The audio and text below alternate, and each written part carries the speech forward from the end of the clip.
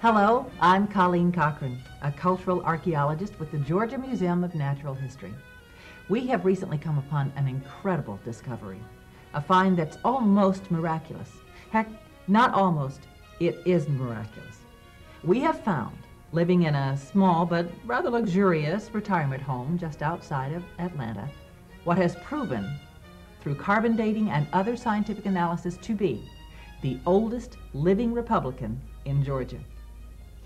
Ladies and gentlemen, I would like you to meet Theodore Thomas Jefferson Washington Robert E. Stonewall Meriwether Manson. Mr. Manson, exactly how old are you? Old. Yes, but how old? Very old. Yes, but when were you born? Well, I was born before the war. Okay, so that would be around 19... No, that's the wrong war, young lady. Excuse me? You're thinking of the wrong war. I'm talking about the war of northern aggression, the war between the states. The Civil War? That's the one. My goodness. And that would make you... Very, very, very, very old. And you've been a Republican all that time? Yes, I have. Well, this is simply incredible. Well, please, start from the beginning. Tell us what it was like being a Republican all these years and how the Republican Party became a force in Georgia politics. Well, when I was a young'un, there was the Whig Party and the States' Rights Party, only a smattering of Republicans. The Democrats pretty much ran politics in Georgia.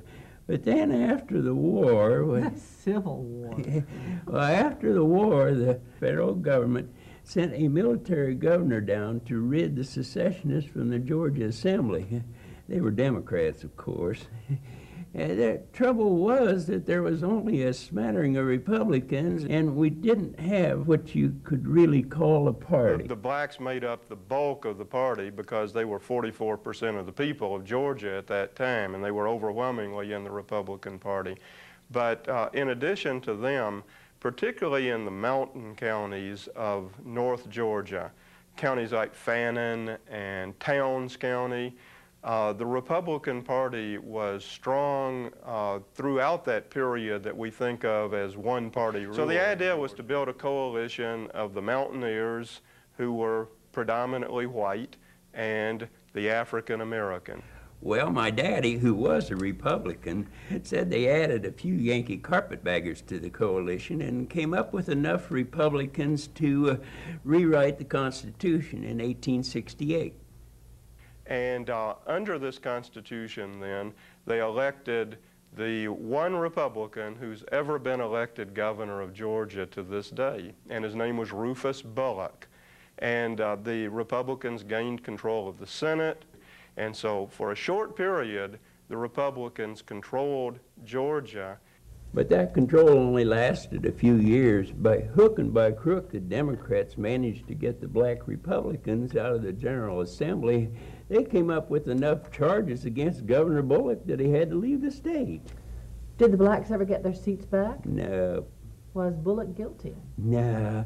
He came back for trial and he was acquitted after only 2 hours of jury deliberation, but by then it was too late. It's really through illegal activities, through violence, that the Democrats are able to destroy the Republican majority. Those nasty Democrats. Get used to it. We got another 100 years to go.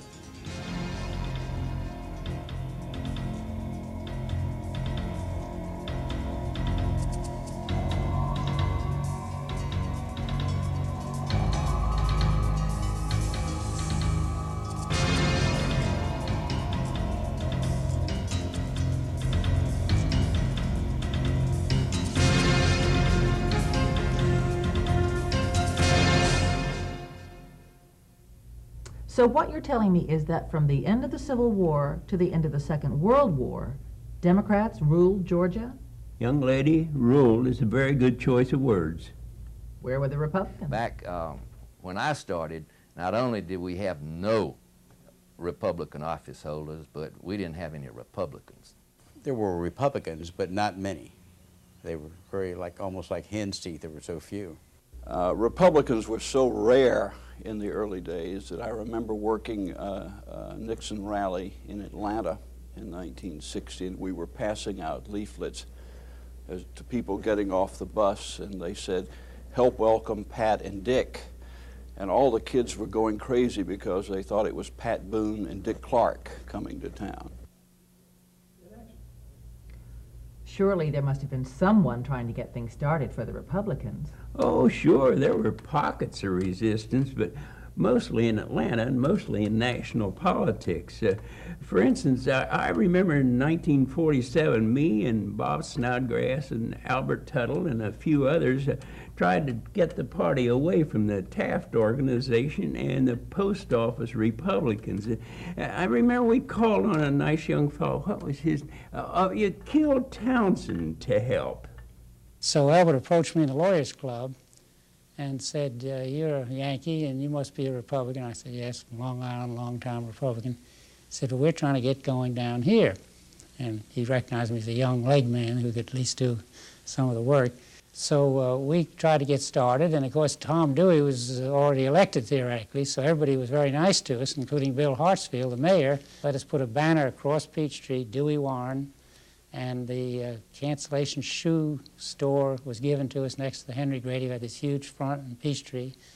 And so we were off and running, and I figured I'd be Attorney General, and Albert would be something, a judge, and we'd all be something. So we all sat around there that night, and of course then we heard Tom Dewey losing. So that was sort of the end of the Republican Party temporarily. So a few years later, we tried again. You see, the East Coast Republican establishment asked the Georgia Republicans to start a draft Eisenhower campaign. Well, we asked Kill Townsend to form a committee and get some publicity to see if we couldn't get Ike to run as a Republican. Well, that gutsy Kill, he called Bobby Jones, the golfer, to see if he wouldn't help draft Ike. So I called him with much trepidation. Couldn't have been nice. He said, "Mr. Townsend, I appreciate your calling me. Will you give me 48 hours? Well, I felt like saying I'll give you a year. And so I called New York, called Albert, and he called New York. And they figured, well, if Eisenhower is going to run, Jones isn't going to put his name on and be an idiot. So I called back 48 hours later, and he said, "Mr. Townsend, what do I do?" Well, we all were so excited because, of course, this was terrific. I mean, his name, too. We knew it'd get us a lot of publicity, and sure enough, having him as George Gooden put it on whatever wire service it was, all my college classmates and everybody sent me clippings. San Francisco, first page, Chicago, Bob Jones for Eisenhower for president, and Eisenhower must be running. And so that was a great thing. So the Georgia Republicans and Bobby Jones kind of got Ike to run. Yes, we did, and of course he won. And so that is when the Republican Party became a force in Georgia? Not exactly. You see, there weren't that many Republicans elected to office. The party itself was the game as opposed to elected officials. There just weren't enough elected officials. So there were all these, alliances that you would try to make, and you wanted to become a first vice chairman west, or you wanted to be a delegate to the whatever. That was the game. You see, the problem was there was no real system for finding qualified Republican candidates. We were kind of loose back then. I was living in Chatham County, I remember. It was back in 1961. Me and a few other Republicans were looking for someone to run for the 3rd District Senate seat. After a number of meetings, I remember one night we were sitting in this fellow's living room, and about 10 of them were trying to convince me that I should run for the state Senate. And after a considerable length of time, I finally said, "I'm going to guess that it'll cost about $5,000 to run a race for the state Senate. So if each one of you will put up 500, I'll put my 500 in and we'll go." Well, they took me up. So you gave Mr. Tribble the money? Yes, he seemed like a nice young man. Did Mr. Tribble win? Yes, he won. So that's when the Republican Party became a force in Georgia? Not exactly. See, Joe became only the 3rd Republican in the Senate, along with Perry Gordy of Columbus and Dan McIntyre of Atlanta. I remember that, when Dan told the Atlanta Constitution that the Republicans were making progress. Well, see, that's when they... But he defined progress as people don't think we're freaks anymore. Oh.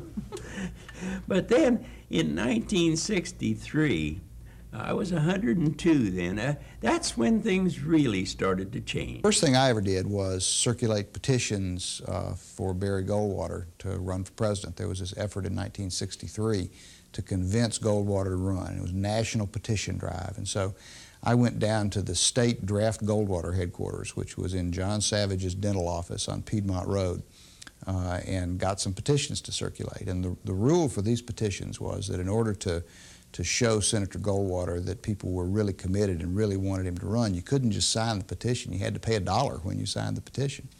So that was the hardest petition to circulate that I ever had, but I filled it up, and we collected $20 or $25 for Senator Goldwater's campaign and sent it off. The Goldwater campaign caught fire, but the Republican Party was so inexperienced that we had to learn the rules as we went along.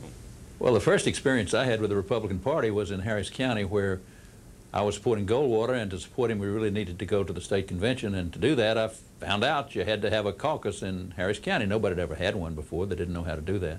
So we got together and held a caucus in the courthouse, right in the courtroom of the courthouse. The people there were my wife and I, my wife's brother, and my wife's uncle. That was it. That was the caucus. And surprisingly, they elected me unanimously, and so I got to go from there to the district into the state. And we did nominate Barry Goldwater there, and it was a great experience, and it was a lot of fun. And well, we did draft Goldwater. In Georgia went for Goldwater. Georgia was the only state in the Union that had never left the Democratic Party, even during the Reconstruction time. Most of the other southern states, at one time or another, voted Republican. Georgia always stayed with the Democrats. So that was a kind of historic event. Barry Goldwater is really what created the Republican Party in the state of Georgia, what took it away from the up east liberal Republicans, which had stifled the Republican Party for so many years.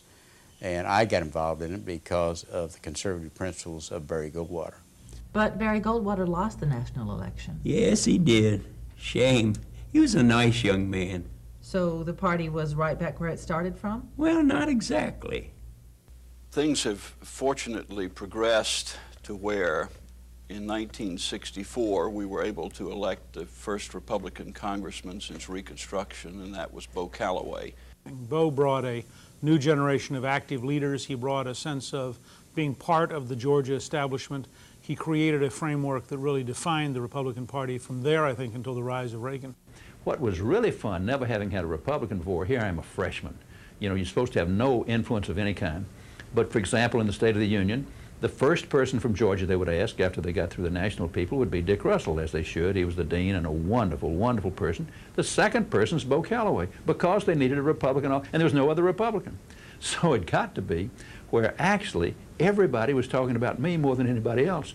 And Dick Russell said to me once, he said, I don't know what you're doing, but I think you have more name recognition than I do in Georgia. That wasn't true, but I had well over 90% name recognition in the state as a congressman. You couldn't do that possibly unless it was very unusual. And because of that, I was able to run for governor. Because of that huge name recognition, then people didn't take me as a joke. They took me seriously. In '66, Bo came home and ran for governor. And you had that famous situation where he polled the most votes, but not a majority, and then the state legislature picked Lester Maddox to be the governor. So Democratic legislature, and they picked a Democrat. Hey, that's not fair. Even though a lot of people didn't think it was fair, that's the way the game was played. Those nasty Democrats. Yes, but you know, it showed the Georgians were thinking about something other than Democrats. And then in 1968, Ben Blackburn and Fletcher Thompson, a couple of nice young men, ran for and were elected to the U.S. House of Representatives. All right, so that's when the Republicans started. Well, no, not yet. You see, at the state level, the party was still struggling.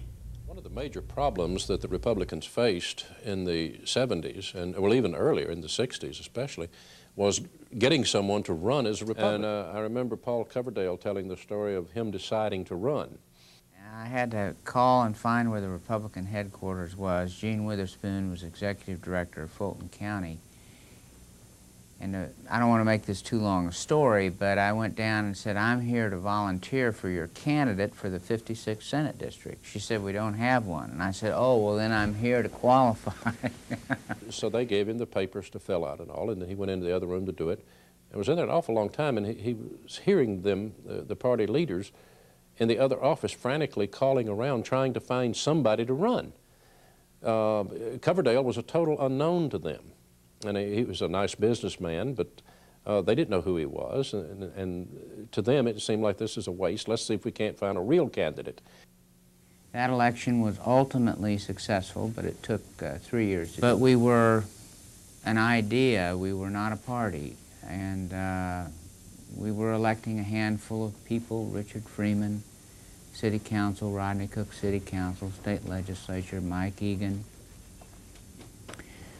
I came in, I was the 6th member of the Senate among 56. And it ultimately got down to 4. That young man was right. The number did get down to 4 senators in the early 70s, and that was the time when nothing seemed to go right for us Republicans. There was Watergate and the Nixon resignation, and Jimmy Carter was elected president. Ben Blackburn lost his House seat, and Fletcher Thompson ran for the U.S. Senate against Sam Nunn and lost. And that history professor ran for a House seat and lost because nobody knew who he was. When I was first campaigning, we had buttons that just said Newt. And I was an unknown college professor at West Georgia College. I remember one lady came running up in a grocery store parking lot and said, I want a sample. And the volunteer said, what do you mean you want a sample? I said, well, isn't this a new cereal? And she said, no, it's canned. She said, well, I don't care about that. And she walked off. The early 70s were pretty dark days for Georgia Republicans. But I remember that things started to happen within the party, things that would make a difference later. Bo Callaway, by coming so close to the governorship, had never given up party building. And he had inspired young people like Newt Gingrich and Paul Coverdale and John Linder and Jim Tysinger. And these kinds of folks, even though they could literally meet in a phone booth, kept pushing Republican ideas and philosophy. When Mack Mattingly became the state chairman in 1975, he formed what he called a long-range planning committee. We called it long-range planning. What we called a long-range planning committee. And they started getting real serious at that stage about electing people. They started building a team, encouraging people to run on the local level, everything from county commission on up to state rep and state senator and that sort of stuff. And they began to do some serious building. We took Mack Mattingly as state chairman of the party all across the state, acting as though he were a statewide candidate. But instead of talking about voting for himself, he talked about voting for the Republican candidates who were running in that area. We did talk radio, we did editorial interviews, but we'd never really had a statewide race. And we began to build a party. You traveled around the state. You put a lot of miles on your cars driving. But that was one of the ways that you built the party. We would go anywhere at any time to talk to Republicans. And it wasn't uncommon for me to call Coverdale or Newt to call one of us and say, there are college Republicans in Savannah want to talk to someone. Can you go there? And so we'd get in the car and we'd drive 3.5, 4 hours and talk to 4 people. But it was part of what you had to do.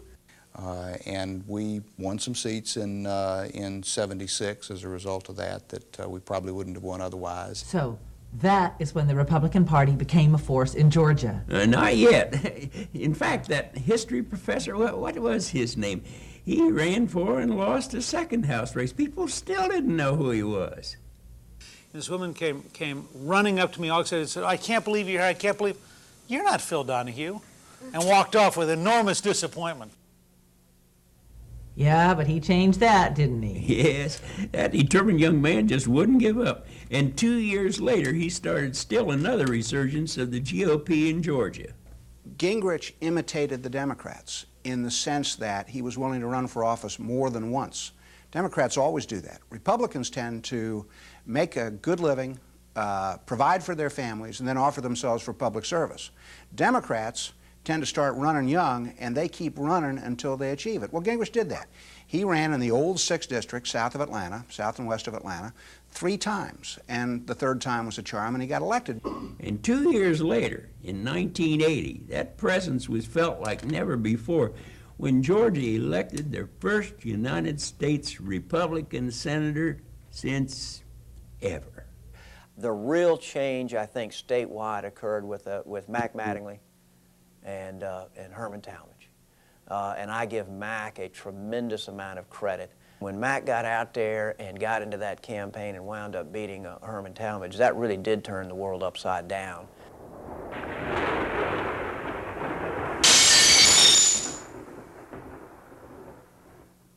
So that's when the Republican Party became... No, hold on. See, Georgia Republicans were starting to make news on the national front, but at home things were still a struggle. We were still having trouble finding people brave enough to run for office as Republicans. The problem that was most difficult for the Republican Party to overcome was that the fact that because of that long-standing fundamental historical bias in favor of the Democratic Party, Republicans didn't have a farm team. Just like the Braves are strong today because they have the best farm team in Major League Baseball, the Republican Party didn't have people elected at the local level that could then go to the General Assembly and then to Congress and then be available to run for statewide offices and so forth. Boy, that has changed dramatically in the last 20 years. Now looking at the farm team that we have, because if you look where all those guys came from, Jack Kingston came out of the legislature, John Linder, Mack Collins, Johnny Isaacson served in the House. It was an important thing to do, and that is to build a solid foundation, build a farm team. Okay, so were the 1980s finally the years the Republican Party became a force in Georgia? Almost. We had a U.S. Senator and a U.S. Congressman in Washington, but in Atlanta we were an overwhelming minority. But you know, the 80s were building years, and the confidence and excitement were really starting to grow. We could smell the victory now, by 80. You could actually see a path to getting it done. But down there in the State House, whoo-wee, those Democrats could certainly get obstinate. But the difficulty was, as they were having successes, the Democratic Party was becoming more and more concerned. And they began a process then that has continued right into the present of changing the election laws and election rules almost on a every 2-year basis to make sure that it favors the Democratic Party.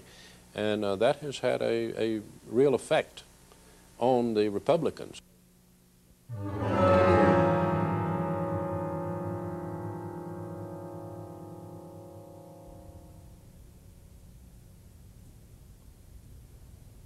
Those nasty, nasty Democrats. Well, there were some bright spots. For instance, I remember this nice young lady on the floor of the House. But it was interesting, the Republican women were really received better than the Democratic women because we were conservatives and the Democrats that were there, you know, were mainly rural and they were conservative. And we've always had better committee appointments. The reason being is that Tom Murphy could say that he had appointed a woman and a Republican to this committee.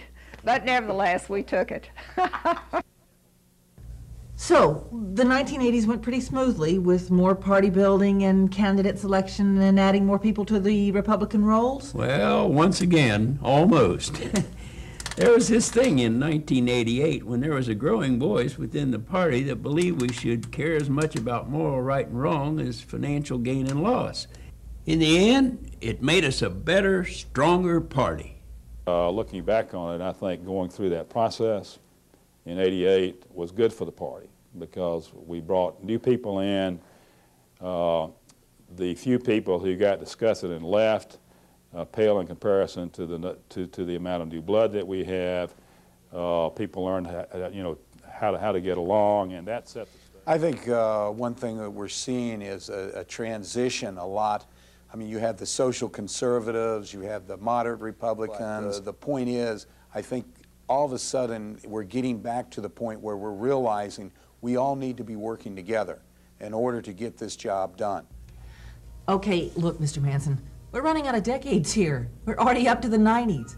Is that when the Republicans finally became a force in Georgia? Yes, young lady, the 90s finally came, and 120 years of wandering in the darkness came to an end.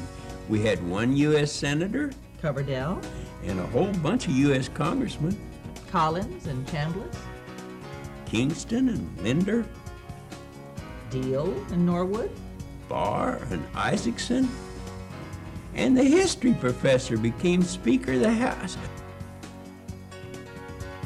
And in the Georgia state capitol, things really started to happen. In 1990, we elected 35 members. In 1992, we elected 52. In 94, we elected 66. In 96, we elected 74. And in 98, we elected 78. So really the big growth has been in the 90s. Really, 92 and 94 were the big growth years that as we closed the gap and became stronger, we began to influence the Democrats who got put on the defense and began to pay attention to stop raising taxes and maybe start talking about cutting taxes and start paying attention to the folks back home a lot more. So finally, the Republicans are a power in Georgia. Yes, young lady, the Republicans have finally arrived. It's been a long battle and a hard battle, and the battle is not over. We still have a lot to do. The Democrats aren't just going to hand it to us. We've got to go out there and fight for it. We've got to fight for the state house. We've got to fight for the state senate. We've got to fight for it all, and we've got to work harder than ever before. And if we work hard and if we fight, we will win and we will do good come this November.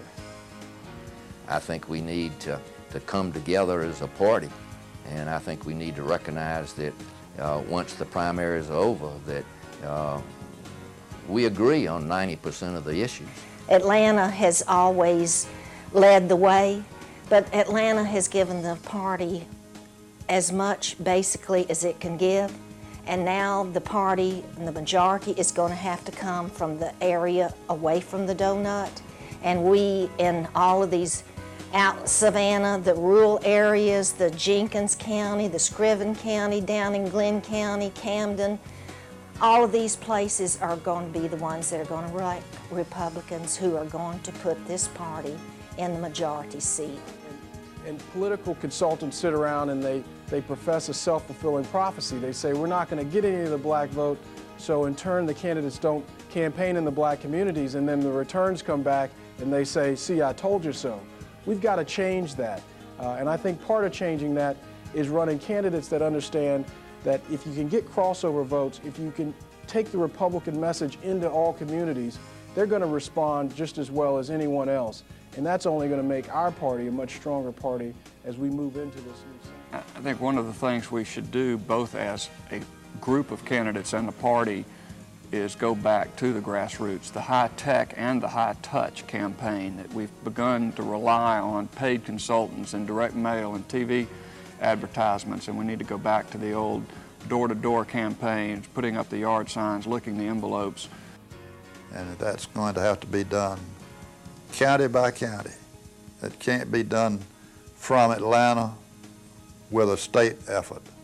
It's got to be done on a county by county effort. I think the change is coming. Some of us have been frustrated, obviously, in the degree of change. I know those pioneers in the Republican Party, as they look back and have struggled for years, continue to be impatient about the degree of change. But it's almost like a dam prior to bursting. You have to build up critical mass of public opinion. And I think the dam is cresting, and I think the water is trickling over. And soon the dam all over Georgia, I think, is going to crack, and the flow of good ideas and the flow of good sound principles of government that emanate from Republican issues and ideas will flood over Georgia. We'll be working very hard over the next year to make certain that we have a new emerging image, which includes more women, minority women, women of all nationalities. And that's my goal, and that's my dream, because I'm going to be the first woman Republican from the state of Georgia to go to Congress, and I just happen to be a black woman. Now, doesn't that speak highly of the Republican Party? I would much rather bet on the future of the Republican Party in this state than the Democratic Party, because all of the signs point towards a growing strength in terms of the election of Republicans across the board. The question is, how much do we want it, and what are we willing to sacrifice? Just like the little engine that knew he could do it, I know we can do this too. Let's just do it. I think the Georgia GOP has a lot to be proud of, a lot to look forward to. I think we're going to make tremendous gains this fall. I think that the Gore ticket is not going to do well in Georgia. I think it's going to be so clearly liberal, much more liberal even than Bill Clinton. And I think in that context that we have a great chance to pick up control of the House and Senate this fall, to keep our 8 House members, maybe even add one, and I think continue in the direction of becoming the true majority party for working, tax-paying Georgians.